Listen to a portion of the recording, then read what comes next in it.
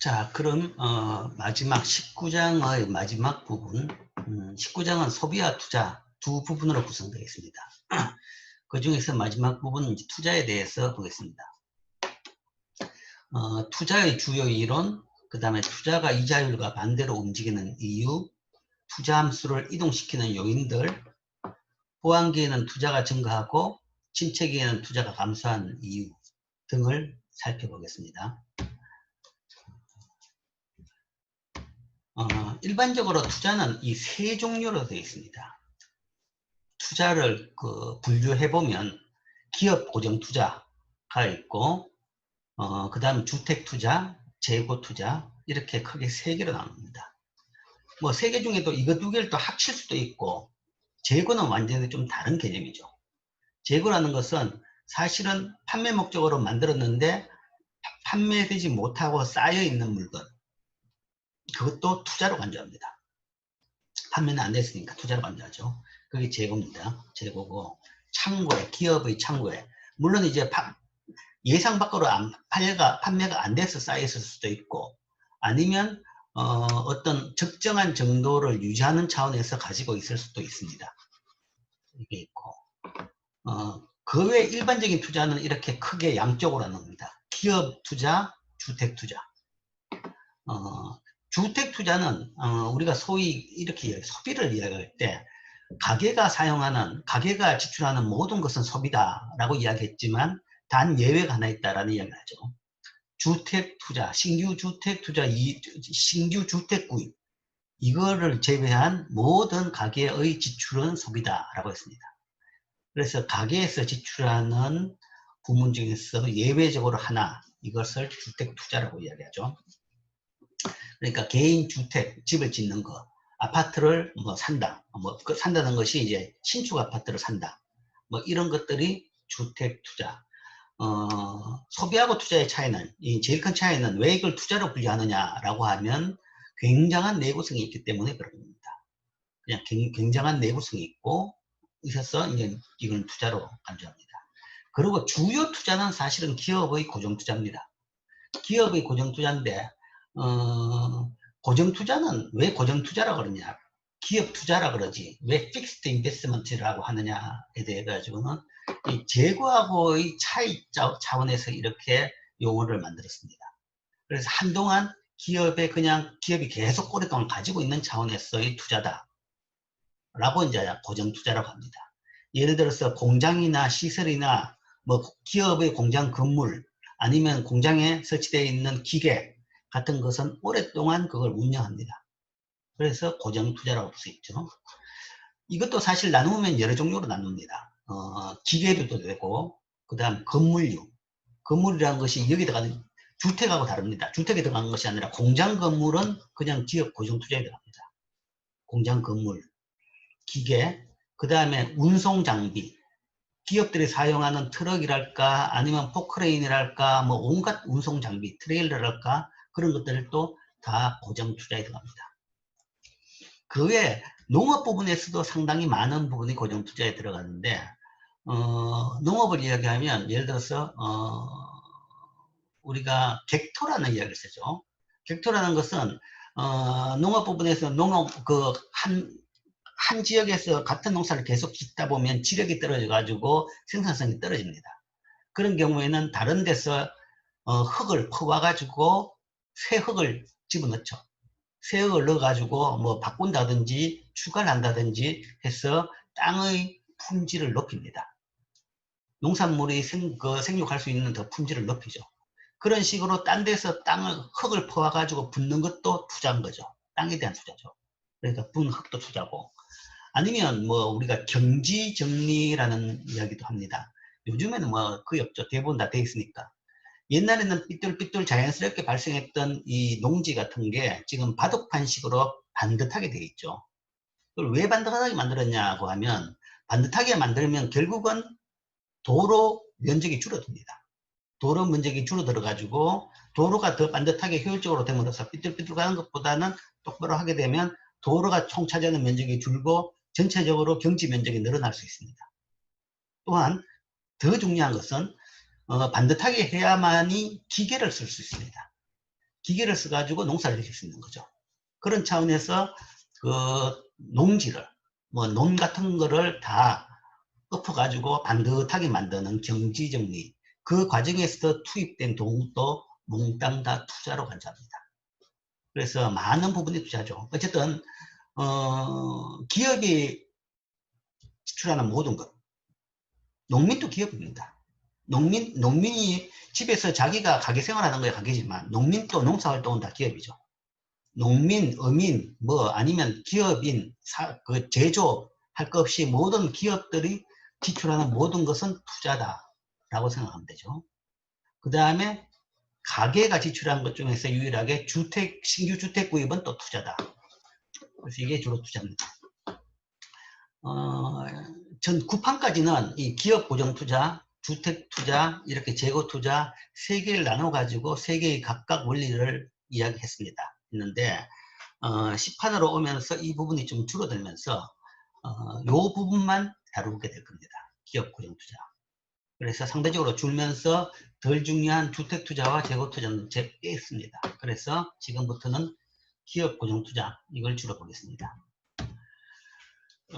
신고전학파 투자 모형으로 보겠는데, 투자는 이 세 가지 요인에 의해 의존한다. 자본의 한계 생산성, 이자율, 그 다음에 세금 제도에 따라 투자가 좌우된다. 그래서 투자의 결정 요인이 이 세 개다라는 이야기죠. 실제 뭐 우리가 이미 앞에서 거의 가령 비슷하게 생각했던 것이 투자의 결정 변수는 이자율이다. 이 하나는 계속 이야기했죠. 이게 이제 투자를 위한 기회비용 차원에서 이게 첫 번째 변수로 든 겁니다. 여기다가 이제 두 개 더 추가가 되죠. 자본의 한계 생산물과 세금. 자, 이 부분에 대해서 상세하게 보겠습니다. 먼저 여기 자본의 한계 생산성. 자, 이것을 설명하기 위해서 일단 모형을 단순화가 아니라 좀 더 복잡하게 만들었습니다. 기업의 유형을 두 가지로 만들어 봤습니다. 두 가지로 만들었는데, 생산기업과 임대기업. 그러니까 기업 종류를 두 개로 나누었는데, 기업의 기능에 따라 가지고 두 개로 나눴습니다. 투자를 하는 기업이 있고, 그 다음에 생산을 하는 기업이 있다. 여러분 생각하기에는 기업이 투자를 하면서 투자를 해서 생산을 한다. 기업 하나가 다 한다라고 하지만 사실은 그 기능을 두 개로 나누는 거죠. 그래서 생산기업은 생산만 하는 것. 대신에 그 생산할 수 있는 기계는 자기가 투자한 것이 아니라 임대기업한테 빌려서 사용한다. 라고 생각하면 되죠. 그리고 임대기업은 자본을 소유하고 기계나 기계 같은 것, 투자재를 소유하고 이를 생산기업에 빌려주는 그런 식으로 두 개를 나눴습니다. 뭐 굉장히 이상하지 않느냐라고 하겠지만 실제 현실에서도 그런 부분이 상당히 많습니다. 실제 그런 부분이 많은 것이 예를 들어서 이제 항공사라고 이야기하면 항공사, 뭐 대한항공, 아시아나 뭐 세계적인 항공사들의 대부분 이렇게 나눕니다. 항공사는 생산기업이죠. 용역을 생성하죠. 그러니까 항공 서비스. 그러니까 이 운송을, 사람을 이동시키고 물건을 이동시키는 그 용역을 생산합니다. 그걸 생산하기 위해서 비행기를 사용하는데, 비행기란 자본을 사용하는데 실제 대부분의 비행기는 자기가 산 것보다는 임대한 것이 많습니다. 리스한다고 그러죠. 비행기라는 것이 워낙 고가이기 때문에 보통 항공사들이 자기 돈으로 다 사는 게 아니라 소위 전문 임대 기업으로부터 비행기를 빌리는 겁니다. 그러니까 전문 임대 기업은 사실은 금융회사입니다. 금융회사. 금융회사가 큰 돈을 가지고 있기 때문에 그거 가지고 예를 들어서 비행기를 사가지고 얘한테 빌려주는 거죠. 그리고 임대료로 매달 뭐 매년 받는 그런 형식을 취하고 있습니다. 항공사뿐만 아니라 실제 제조회사 같은 경우에도 많은 기계류 아니면 운송 장비를 그런 식으로 사용한 것이 많습니다. 뭐 자동차는 요즘에 많죠. 리스를 한다. 개인도 리스를 하고 그 다음에 많은 기업들도 자동차는 리스를 합니다. 자동차 리스라는 것이 임대기업으로부터 자동차를 빌리는 거죠. 옛날에는 그냥 자동차를 샀는데 이제 자동차 사가지고 자동차 고치고 관리하고 그런 것이 이제 골치 아프고 뭐 비용이 들고, 그리고 그거는 이 생산기업의 전문 영역이 아닌 거죠. 그러니까 아예 리스를 해버립니다. 리스를 해버리면 자동차 뭐 모는 기사도 따라오고, 그 다음에 자동차의 수리라든지 뭐 비용이라든지 그런 것을 다 리스 업체가 일괄적으로 다 책임을 지게 되는 거죠. 그러면 기업은 자동차는 자동차 자체의 용도만 쓸 수 있게 되니까 훨씬 더 소위 일을 뭐 기능을 분리할 수 있는 거죠. 그래서 현실적으로도 이런 식으로 두 개 그 기업의 유형이 나누어 가지고 지금 존재하고 있습니다. 이 경우 투자란 새로운 자본주의에 대한 임대기업의 지출을 의미합니다. 이렇게 나눈다 그러면 투자를 하는 것은 생산기업이 아니라 임대기업입니다. 임대기업이 기계를 얼마나 가지고 있을 것이냐. 물론 협의해서 하겠지만 어쨌든 투자라는 것은 임대기업의 새로운 자본재 구입을 투자라고 볼 수 있습니다. 자, 그러면 자본 임대시장. 자본 임대시장에서 소위 임대기업이 생산기업에 자본을 어떻게 빌려주느냐. 생산기업은 자본을 얼마나 임대할 것인가를 결정한다. 얼마나, 기계를 얼마나 사들까. 항공사들이 비행기를 몇 대 더 살 것이냐, 몇 대까지 우리가 보유해서 관리까, 보유해서 항공 서비스를 유지할 것이냐. 자, 이게 이제 자본 임대시장에서 있는데, 자, 이 임대시장에서 본다 그러면 공급은 예를 들어 가지고 임대기업이 이렇게 K바만큼 공급이 고정되어 있다.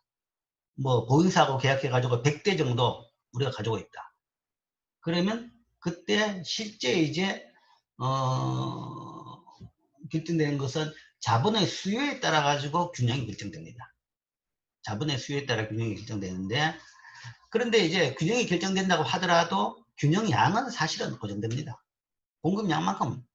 임대기업이라는 것이 임대가 안 될 자본을 가지고 있을 이유가 없는 거죠. 사실은 임대기업이라는 것은 페이퍼 컴퍼니입니다. 실제 임대기업이 비행기를 가지고 있다가 생산기업이 비행기를 원하면, 항공사가 원하면 갖다 주는 그런 일을 하지도 않습니다. 비행기라는 것은 사회 보잉이나 보잉사 같은 데서 만들면 바로 항공사로 가죠. 가는데 그 과정에서 중간에 임대기업이 개입해가지고 페이퍼 컴퍼니로 임대 형식을 띄는 거죠. 그러니까 결국은 공급되는 자본은 몽땅 다 생산기업이 임대를 합니다. 그래서 균형에서 결정되는 부분은 결국은 가격이죠. 임대 가격이죠. 실질 임대 가격이 결정됩니다. 그래서 실질 임대 가격이 이렇게 결정되는데, 이게 이제 균형 임대 가격입니다. 이 실질 임대 가격은 뭐 보겠지만 일단 이렇게 된다라고 생각할 수 있겠죠. 우하향한다. 그러니까 자본량이 많으면 더 싸게 빌릴 수 있을 것이고, 자본량이 적으면 더 비싼 가격으로 빌릴 수밖에 없을 것이다. 자, 그리고 실질 임대 가격을 우리가 P분의 R이라고 했습니다. R이 임대 가격, 명목 임대 가격이죠. 명목 임대 가격이고 P는 물가 수준이라고 생각하는 거죠. 그러면 실제 그 임대 가격은 P분의 R이 될 것이고, 이 P분의 R은 실질 임대 가격은 MPK다. MPK가 될 때까지 자본을 임대할 것이다. 이런 이야기죠. MPK라는 것은 자본의 한계 생산성입니다. 즉, 기업이라는 것이 이 기계를 빌려가지고 물건을 만들어서, 기계를 한 대 더 빌려가지고 물건 만들어서 팔아가지고 얻는 이익만큼까지만 임대 가격을 지불할 것이라는 거죠. 그 이상 임대 가격을 지불한다 그러면 기업은 손해를 보는 거죠. 손해보고 기계를 임대할 필요는 없는 거죠. 그러니까 이익을 보면 계속 더 기계를 임대합니다. 이익이 발생하면 계속 더 기계를 임대하고, 그 다음에 뭐 비행기를 더 임대하고 하는 거죠. 어디까지 하느냐? 그 이익이 그냥 브레이크 이븐 될 때까지. 그러니까 추가 MPK가 이게 될 때까지 자본을 임대하게 되는 거죠. 그렇게 균형 임대 가격이 결정된다 라고 생각할 수 있죠. 이게 일반적인 신고전학파적인 이론입니다. 고전학파적인 이론이죠. 좀 더 구체적인 식으로 이야기한다 그러면, 뭐 가장 우리가 많이 쓰는 생산함수, 컵더글라스 생산함수, 이게 이제 소위 CRS 생산함수죠. 규모의 불변보수. 즉 생산요소 자본과 노동 두 개 있고, 이 두 개의 윗수의 합이 규모 변수입니다. 그래서 이 합이 1이면 규모의 불변보수고, 1보다 크면 increasing return to scale, 1보다 적으면 decreasing return to scale, 생산함수가 되죠.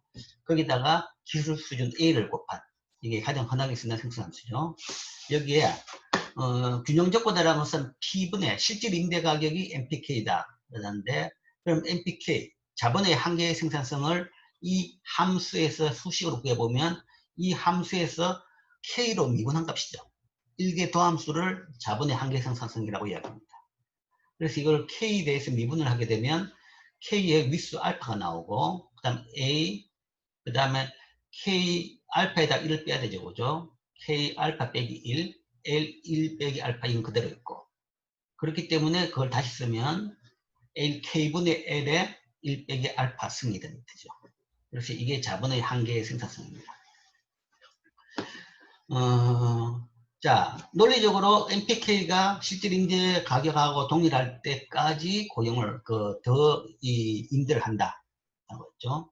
그러면 자, 이 균형 임대 가격은 이게 균형 임대 가격이 되는데, 과연 그럼 균형 임대 가격은 자본과 노동 아니면 여타 요소 변화에 따라서 어떻게 바뀌는지를 알 수가 있죠. 이걸 통해 가지고, 이 예를 통해 가지고 좀 더 구체적으로 알 수 있습니다. 자, 이게 여기에 따라 가지고 이게 달라지죠. 이쪽에서 이제 흔히 많이 바뀌는 생산 요소는 자본과 노동이죠. 생산 요소는 이 두 개죠.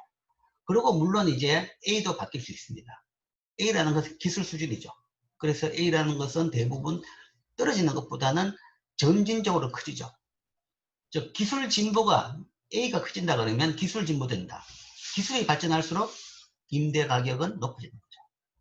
그러니까 기술이 발전할수록 생산성은 높아지니까 더 높은 임대 가격을 낼 수가 있습니다.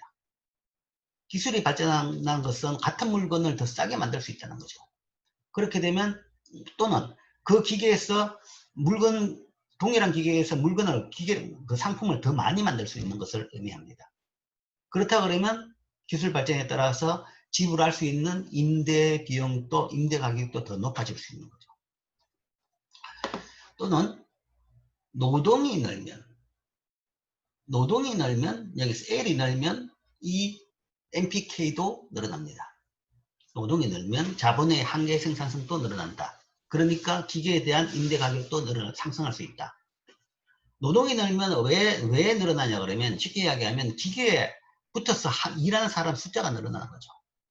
기계 한 대에 한 명 있는 것보다는 2명 있게 되면 그 기계에서 나온 물건의 품질이 더 좋아지거나 물건의 양이 더 많아집니다.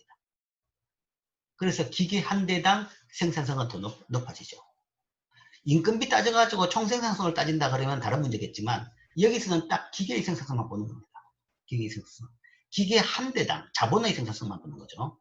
그래서 기계 한 대당 생산성은 노동이 늘면 더 늘어난다. 그래서 기계에 대한 임대 가격이 더 높아질 수 있다. 반면에 자본이 늘어나면 이 관료 속의 값은 하락합니다. 하락한다 그러면 여기다가 1 빼기 알파라는 성수, 이것도 양수죠. 알파는 0에서 1 사이이기 때문에 양의 성수입니다. 그래서 이 값은 줄어들죠. 자본이 늘어난다 그러면 MPK는 하락하죠. 자본이 늘어나면 MPK는 하락한다. 그 이야기는, 자본이 늘어난다는 것은 소위 기계의 대수가 많아지는 거죠. 기계의 대수가 많아진다 그러면 거기 따라 가지고 MPK는 더 줄어든다. 자본의 한계 생산성은 더 줄어든다. 이게 이제 서로 상대적인 생산 요소 문제입니다. 기계가 더 늘어난다 그러면 노동은 그대로 있죠. 노동은 변한다는 이야기를 안 했으니까. 기계가 더 늘어나면 공장의 규모는 커지지만 거기서 일하는 사람은 그대로 똑같다. 그 이야기는 한 사람당 관리해야 될 기계 대수가 늘어나는 거죠. 늘어나면 기계 한 대당 나오는 물건의 양은 더 적어지거나 품질은 더 나빠질 수 있는 거죠. 그러니까 MPK가 떨어지는 거죠. K가 커지면. 그래서 임대 가격은 떨어진다. 그래서 여기서 기술, 노동, 자본에 따라 가지고 MPK 변화, 또 MPK 변화라는 것은 곧 실제 임대 가격이 어떻게 변하는지를 우리가 이해할 수 있습니다. 반대로 자본이 줄어들었다. 자본이 왜 줄어드느냐? 지진이나 전쟁이 났다. 그러면 공장이 폭격을 받아가지고, 아니면 지진으로 공장이 없어져 버렸다. 그러면 그 산업에서 일부 공장이 없어지면 NPK는 높아지는 거죠. 뭐 흔히 최근에 예로서 뭐 일본 지진이 나니까 일본 반도체 공장들이 몇 달 동안 소위 생산을 중단합니다. 반도체라는 것은 워낙 민감하기 때문에 한번 흔들리면 그때 있던 모든 라인에 있던 모든 물건을 다 폐기처분 해버립니다. 불량률이 높아지기 때문에. 그러면 이제 완전 새 물건, 새 원료부터 자기가 쭉 나오려고 그러면 실제적으로 한 달, 두 달 정도의 소위 생산물이 없어지는 거죠. 뭐, 그러니까 이제 그런 경우에는 혹시 실질인데 기계당, 소위 전체적으로, 물론 그 일본 반도체 회사들은 손실을 받겠죠. 손실을 받겠지만, 전체적으로 봐가지고 균형 임대 가격은 상승할 수 있는 거죠. 지진이나 전쟁, 이런 경우. 그건 자본이 줄기 때문에. 그러니까 일본 기업들이 조업 중단을 한 그 기간 동안은 세계적으로 반도체 가격이 올랐죠. 올란 것이 소위 균형 임대 가격이 오른 셈이다라고 볼 수 있죠. 반대로 뭐 설명을 했지만 인구가 늘면 사람이 는다 그러면 그때는 오히려 NPK는 높아집니다. 사람이 느는 것은 뭐 인구 증가는 사실은 쉽지는 않습니다. 다 예측 가능하고. 그런데 이제 흔한 것은 이제 이민이죠. 이런 것이 이제 예상 밖으로 사람이 늘 수 있는 또는 사람이 줄 수 있는 경우입니다. 그래서 사람이 늘면 NPK는 높아지고 그 균형 임대 가격은 높아진다. 자, 여기서 이제 우리가 식구전압학 이 모형을 통해 가지고 여러분들이 알 수 있는 것은 결국은 이 식이죠. 이 식을 통해서 알 수 있는 것은 자본가와 노동자의 이해는 상반됩니다.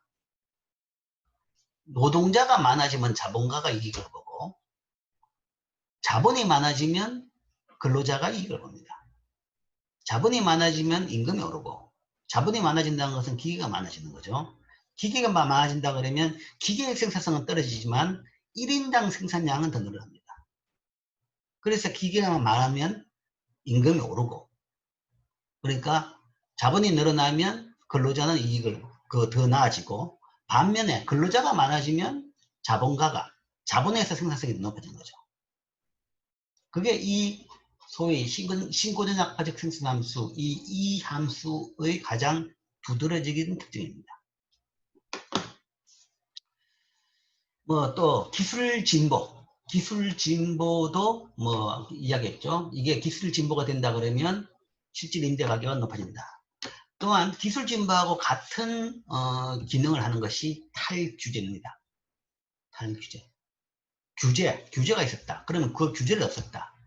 그러면 더 생산성은 높아집니다. 규제라는 것은 하고 싶은 걸 못하게 하는 거죠. 그게 뭔지는 몰라요. 규제라는 것이 종류가 많기 때문에 구체적으로 이 규제냐 저 규제냐 그건 모르겠지만 어쨌든 규제는 있는 것보다는 없는 것이 더 생산을 자유롭게 할 수 있는 거죠. 별 차이 없다면 규제가 풀었다고 해가 차이가 없을 수도 있는 거고 어떤 거는 생산을 더 많이 할 수 있는 거죠. 그러나 규제를 풀었다고 해가 생산이 더 줄지는 않겠죠. 그러니까 탈규제라는 것은 일반적으로 기술 진보하고 같은 개념으로 보고는 있습니다. 뭐 그렇다고 해가지고 무조건 탈규제가 바람직하지는 않겠죠. 근데 대부분 규제라는 것은 상당한 이유는 있습니다. 많은 규제라는 것은 소위 시장 실패를 막기 위해서 있습니다. 시장 실패의 제일 대표적인 것은 우리가 뭐 환경오염, 그 다음에 안전 문제 이런 거죠. 환경이나 안전이나 아니면 뭐 외부 경제 이런 문제는 시장에서 해결 안 되죠. 그래서 그런 문제를 줄이기 위해서 대부분 규제가 있습니다. 그 외에 그런 규제는 사실은 실패하기는 쉽지가 않죠.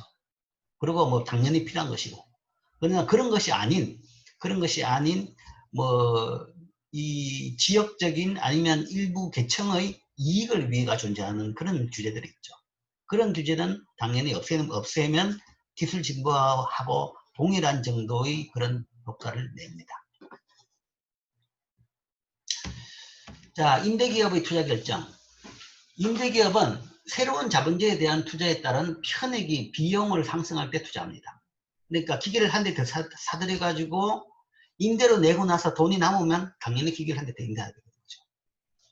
그게 이제 편익이, 비용이라는 것은 임대료죠. 임대료보다 그 기계에서 만들어서 물건 팔아가지고 얻는 이익이 더 많다 그러면 당연히 기계를 더 도입하겠죠.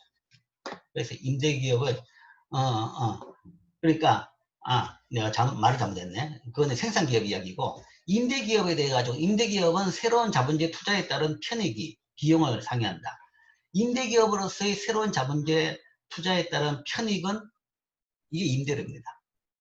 임대기업은 이게 임대료죠. 임대료. 실질 임대료가 이겁니다. 기분의 R이 편익이죠. 임대기업은 기계를 사면 이 기계 가지고 생산기업에 빌려줌으로써 편익이 임대료를 얻게 되는 것이고, 그 다음에 기계에 대한 투자를 위해 가지고 기계 구입 비용이 발생하죠. 그 구입 비용을 자기 돈으로 낼 수도 있고 아니면 은행에서 돈을 빌려서 낼 수도 있는 겁니다. 어떤 방법을 취하든 사실은 차이는 없습니다. 자기 돈을 내더라도 은행에서 돈을 금융기관에서 빌린 돈의 만큼의 기회비용을 생각을 해야 되는 거죠. 그래서 그 기계 구입의 기회비용하고 그 다음에 기계를 임대해 줌으로써의 편익, 그 두 개를 따져가지고 이 임대료가 더 비싸면 기계를 더 사들여가지고 임대를 해주게 되겠죠. 즉 편익이란 것은 생산기업에게 자본 한 단위를 임대해 줄 때 얻을 수 있는 수익, 자본 한 단위당 편익이 이렇게 되겠죠. 이 편익이고, 그 다음에 비용은 기계를 사들이는, 예를 들어서 리스사가 자동차나 아니면 항공기를 사들이는 이 비용, 자본 비용은 이렇게 나눠집니다. 자본 비용의 구성 요소는 첫 번째 이자 비용이죠. 그죠? 이자 비용. 그게 이제 내 돈을 가지고 썼던 그 임대기업의 자기 자본으로 썼던 아니면 은행에서 돈을 빌렸던 동일한 겁니다. 내 자기 자본에서도 당연히 이자 비용을 생각해야 되는 거죠. 그래서 이 기계 가격에다가 이자, 시중 이자를 곱하면 그것이 이자 비용이 됩니다. 기계를 사용. 그 다음에 이런 임대기업에서는 굉장히 중요한 요인이 또 하나, 요소가 또 하나 있는데, 비용에서 또 다른 요소가 있는데, 이 감가상각 비용입니다. 기계나 이런 투자재, 내구재는 감가상각을 하게 되죠. 그러니까 가만히 놔두면 가치가 떨어집니다. 그 감가상각 비용이 있죠. 그래서 이 감가상각은 비용은 감가상각률에 따라 가지고 결정됩니다. 그 자본 가격에다가 감가상각률을 곱하면 매년 그 기계에 떨어진 가치 부분을 볼 수가 있는 거죠. 물론 이제 이 감가상각률이 어떻게 되느냐, 이거는 기계마다 아주 상이합니다. 비행기 같은 경우에 잘 쓰면 한 30년 쓸 수가 있습니다. 30년 쓸 수 있고, 자동차도 잘 쓰면 요즘에 10년씩은 쓰죠. 그런데 이제 우리 통상적으로 감가상각은 보통 5년으로 합니다. 5년으로 할 수 있는, 최대한 할 수 있는 게 5년으로 합니다. 그 다음에 이제 건물 같은 경우는 감가상각을 20년 하기도 하고 40년 하기도 합니다. 그래서 물건마다, 기계류마다 성질에 따라 가지고 감가상각이 굉장히 상이합니다. 극단적으로 어떤 기계류, 소위 스마트폰이다. 그러면 감가상각은 보통 2년 만에 하는 거죠. 대부분 2년 만에 바꾸니까. 알뜰하게 쓰면 한 3년, 4년 요즘은 쓸 수는 있지만, 보통 2년 만에 바꾸면, 그거는 감가상각이 2년이다. 라고 볼 수 있는 거죠. 스마트폰도 기업에서 산다 그러면 그거는 투자입니다. 투자죠. 컴퓨터에 대한 투자하고 거의 같은 개념으로 볼 수 있는 거죠.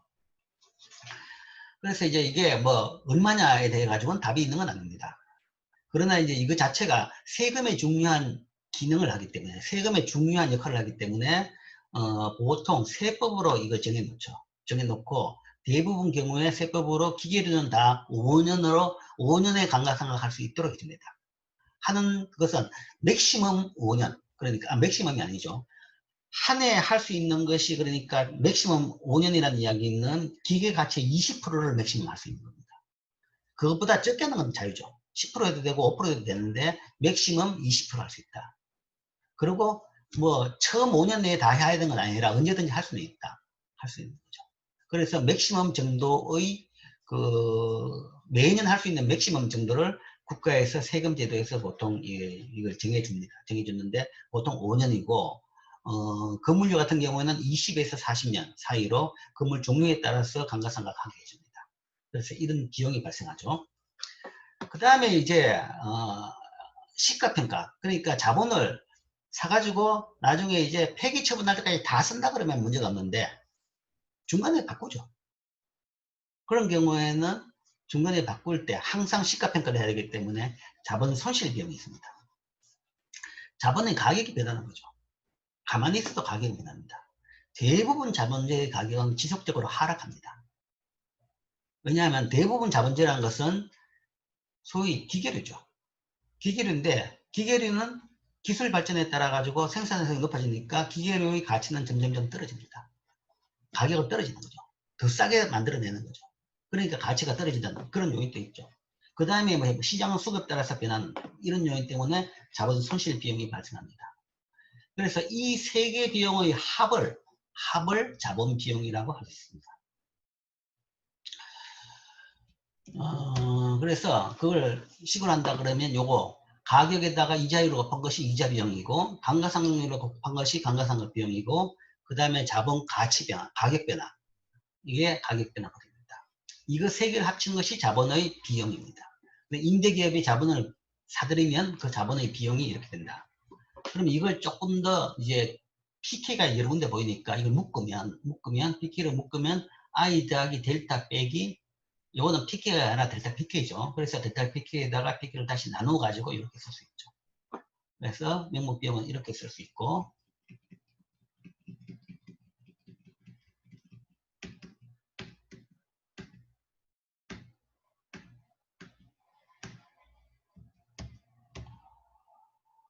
이렇게 쓸 수 있습니다. 얘는 이제 여러분들 한번 풀어보면 될 겁니다. 이렇게 이제 풀어가지고 총 비용이 어떻게 되는지, PK하고 I하고 델타하고 뭐 이까지 줬을 때, 과연 그럼 총 비용은 어떻게 되는지 연습 문제도 있죠. 그죠? 한번 풀어보고. 저걸 단순하게 위해 가지고 PK분의 델타 PK를 파이라고 합시다.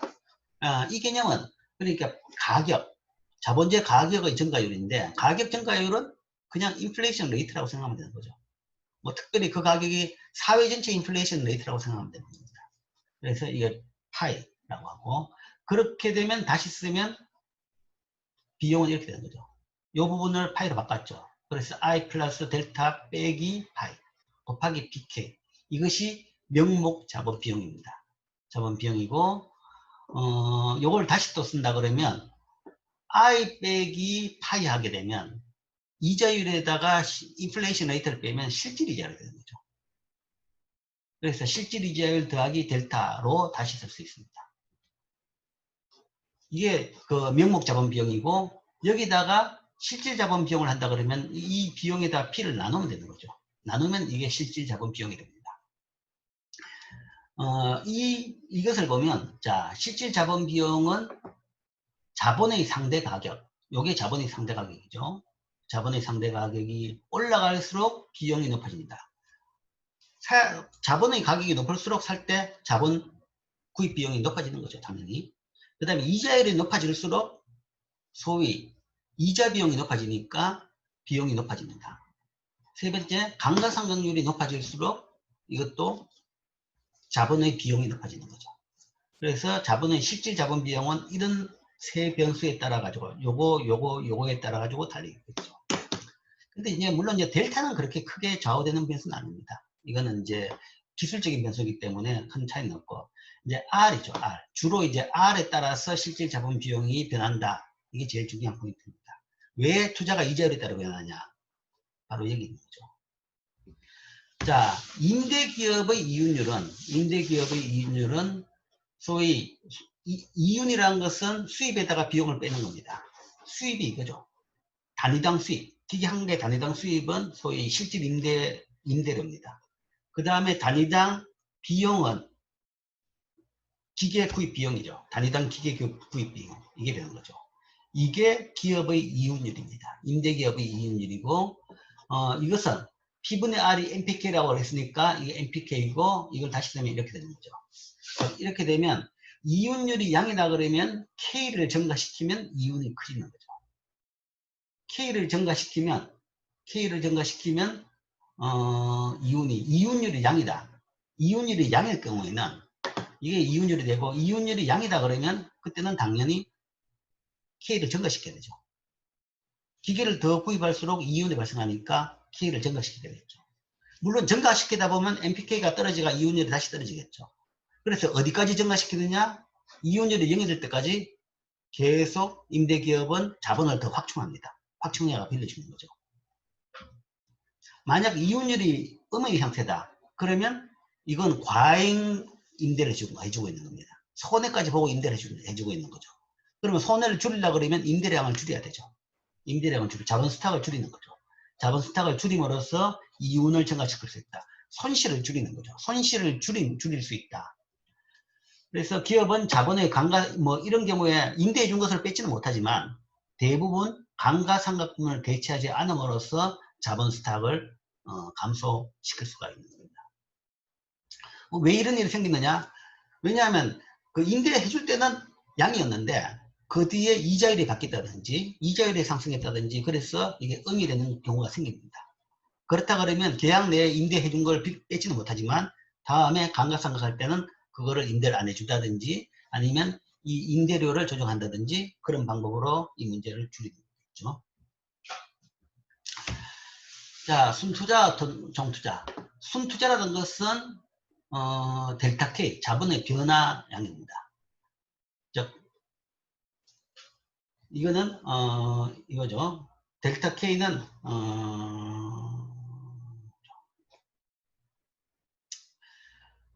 자본의 총량으로 봐서 늘어난 부분을 우리가 순투자라고 합니다. 순투자라고 하는데, 자, 그렇다 그러면 자본이 줄어드는 부분이 있느냐? 있죠. 이게 제일 큰 게 감가상각입니다. 감가상각. 그렇기 때문에 우리가 순투자를 보는 겁니다. 순투자를 봐야 될 이유가 실제 순투자가 소위 생산의 직접적인 자본량은 순투자에 따라서 좌우됩니다. 순투자. 그러니까 순투자가 늘어야지 자본량이 늘는 거죠. 순투자가 음수라 그러면 자본량은 줄게 되는 거죠. 그래서 매년 플로를 볼 때는 순투자를 봐야 되는데 순투자는 결국은 이렇게 된다. 여기서 이 안은 순투자가 어떤 변수에 좌우되냐 그러면 여기서 좌우된다. 요 부분이라는 것은 앞에서 본 임대기업의 이윤입니다. 임대기업의 이윤율이 양일 때는 그러니까 순투자가 투자 유인에 어떻게 반영하는지를 보여주는 거죠. 기업 고정투자에 대한 총지출은 그러니까 여기에 따라서 이렇게 되면 순투자가 늘어나고 여기 따라서 NPK가 높아질수록 순투자가 늘어나고 아니면 이자율이 높아질수록 순투자는 줄어들고 이렇게 될 수 있는 거죠. 이런 것에 따라 가지고 순투자가 결정된다. 총투자는 이 순투자에다가 감가상각된 자본의 대체 투자를 합친 것이죠. 그게 총투자입니다. 자, 그 이야기는 순투자가 0이더라도 최소한 델타 K는 해줘야지 자본은 유지됩니다. 투자가 왜 중요하느냐? 지금 경제가 안 좋고 사정이 안 좋으면 투자를 좀 줄일 수 있지 않느냐라고 하는데 투자를 줄여가지고 투자를 안 한다 그러면 투자를 안 하면 있는 기계 있는데 그거 가지고 돌려가지고 계속 생산하지라고 하지만 그게 몇 년 못 갖는다는 이야기입니다. 감가상각의 평균 5년이라고 해야겠죠. 5년 하면 5년만 투자 안 하고 있으면 그 나라 있는 기계들이 다 없어지는 겁니다. 아주 아껴 쓰면 10년 정도 10년 동안 투자 안 한다 그러면 그 나라의 산업은 완전히 붕괴된다. 그러니까 현재 그 나라에 있는 총 기계의 최소한 20%는 계속 투자를 해줘야지 현재 수준이 유지되는 겁니다. 그걸 안 한다 그러면 현재 수준에서 퇴보하게 되는 거죠. 그리고 최소한 순투자가 양이 되려고 그러면 20% 이상을 투자해야 되는 거죠. 이거 이상을 투자해야지 그 나라가 그래도 발전할 수 있는 겁니다. 투자가 그만큼 중요하다라는 이야기죠. 그래서 이제 투자함수는 지금 우리가 이제 조금 마이크로적으로 접근을 했는데 그렇게 도입해가지고 그렇게 유도했는 식을 본다 그러면 이렇게 되는 겁니다. 이게 요 부분이 그 순투자 부분이고 요 부분이 감가상각 투자죠. 우리가 보는 투자함수는 총투자에 대한 함수입니다. 그래서 총투자는 이렇게 되는 것이고 이렇게 식으로 나타낼 수 있고 이게 이제 일반적인 우리가 투자함수에 대한 그림을 그릴 때 수평축이 투자고 수직축이 투자의 가격인 이자율 이렇게 됐을 때 이런 우하향하는 식이 이렇게 나왔다. 이렇게 우하향하는 식이 나오는데 왜 우하향의 식이 나오냐 그러면 이자율이 상승한다 그러면 소위 자본 비용, 이자 비용이 높아지고 그 이자 비용이라는 것은 자본 비용이 높아지는 거죠. 그래서 이윤율이 떨어진 겁니다. 이윤율이 떨어지니까 이 투자가 감소하는 거죠. 그냥 쉽게 이자율이 오르면 투자가 떨어진다라는 것이 구체적으로 내용을 본다 그러면 소위 임대기업의 이자 비용, 그 다음에 임대기업의 자본 비용이 늘어나서 이윤율이 떨어지기 때문에 투자가 감소한다. 그래서 나온 것으로 그것이 이제 보다 정확한 설명이다고 할 수 있죠. 투자함수. 뭐 또한 이제 투자함수에 대해서 또 하나 이자에 대해서는 이미 이야기했는데 이게 이제 추가된 것으로서 MPK 자본의 한계 생산성. MPK가 증가한다 그러면 실질 임대 가격이 이게 증가하거나 MPK가 증가하거나 아니면 요 실질 임대 가격이 하락한다 그러면 이윤율이 증가하게 되죠. 이윤율이 증가하면 주어진 이자율 하에서 투자는 늘어납니다. 이자율이 오르면 투자는 줄어들지만 요게 늘어나면 그러니까 기계당 생산량이 더 늘어난다. MPK가 상승하면 또는 임대 가격이 떨어지면 실질 임대 가격이 떨어지면 그 경우에는 순투자가 더 늘어나게 되겠죠. 그래서 이런 것들에 따라서 투자는 늘어나게 된다.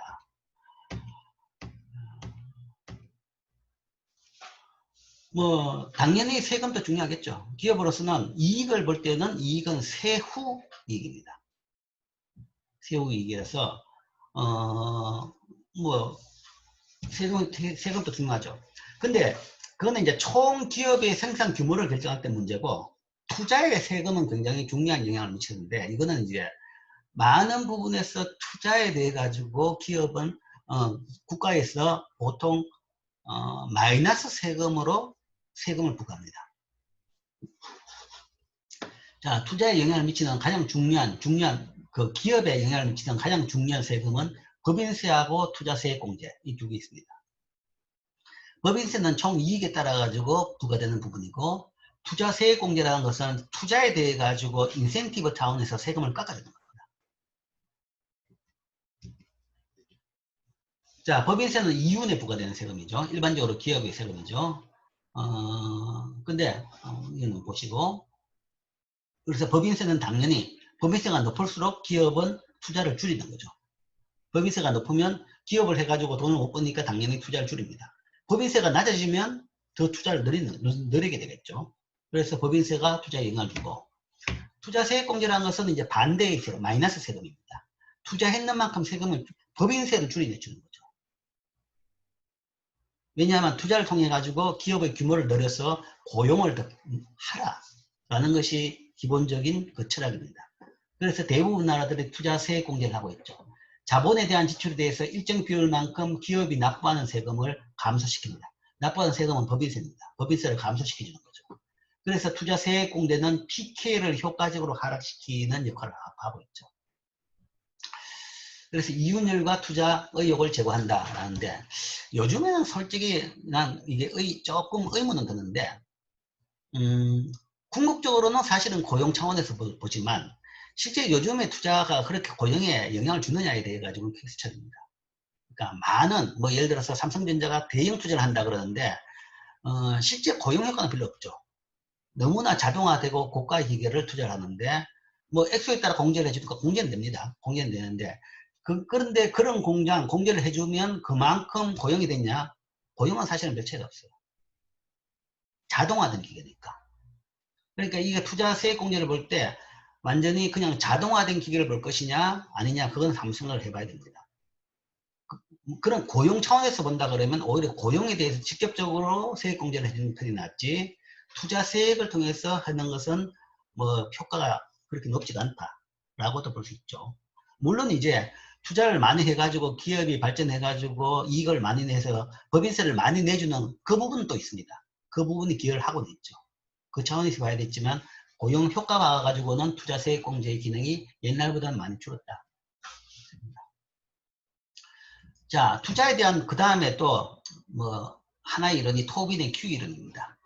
그래서 이 투자를 얼마만큼 할 것이냐 라는 건데 토빈의 Q는 소위 그 기업을 새로 만들어 가지고 이 소위 장치된 자본의 대체 비용분의 시장 가치. 시장 가치라는 것은 소위 주식 시장에서 기업의 주가로 나타내는 것이 시장 가치죠. 그 시장 가치하고 그 다음에 새로운 그 기업을 만드는 비용을 따지보는 거죠. 그래서 Q가 크다 그러면, 그러니까 만드는 비용보다 시장에서 더 늦게 평가된다 그러면 그 기업은 새로 하나 만들 필요가 있는 거죠. 기업의 가격보다는 만드는 비용이 적다. 기업을 하나 설립하는 비용이 적다. 그러면 그 기업은 새로 하나 만들 필요가 없죠. 만들어가지고 시장에다 팔면 돈을 벌 수 있다. 그 이야기는 그 산업에는 더 투자할 가치가 있다. 그런 식으로 투자를 보는 것이 토빈의 Q 이론입니다. 이 토빈의 Q 이론 같은 경우에는 이 장치된 자본의 시장 가치가 있기 때문에 이 이론이 가능합니다. 장치된 자본의 시장 가치, 기업의 시장 가치가 주식시장을 통해 가지고 평가가 될 수 있기 때문에 그걸 이용해 가지고 그거하고 그 다음에 밑에 있는 자본의 대체비용이라는 것은 그 기업의 소위 풋밸류가 있습니다. 그걸 만드는 비용을 계산할 수 있는 거죠. 그걸 통해 가지고 투자를 결정한다. 이게 이제 또 다른 투자 이론입니다. 앞에서 본 신고전학파적 이론이 하나 있고, 그 다음에 또 재무 차원에서 보는 투자 이론이라는 것이 이런 토빈의 Q 이론, 이런 것이 또 있습니다. 그래서 이것도 이제 투자를 결정하는 그런 하나의 이론인 거죠. 자, 이 부분은 그냥 읽어보면 대부분 다 알 겁니다. 그러니까 그래서 주식시장과 GDP, 경제하고 왜 관련되느냐. 토빈의 Q 이론을 본다 그러면 주가가 높아지면 소위 기업 가치가 높아지니까 기업들이 더 많이 투자한다. 그러니까 주가가 올라가면 더 투자를 많이 하니까 성장이 높아진다. GDP가 커진다. 이런 이야기죠. 그래서 어느 정도 관계는 있다. 있을 것이다. 라는 이론을 할 수는 있죠. 근데 이제 주가라는 것이 변동이 워낙 심하기 때문에 1대1로 이야기하기는 쉽지는 않습니다. 이것도 참고로 보기 바랍니다. 금융제약. 이 부분도 그냥 참고로 그냥 보기 바랍니다. 자, 조금 이번 학기는 앞에 한 2주 정도 수업이 늦게 시작했고 좀 그런 부분이 있어가지고 좀 진도가 좀 급하게 나왔네요. 자, 이상으로 거시경제학 2에 대한 한 학기 수업을 마치겠습니다.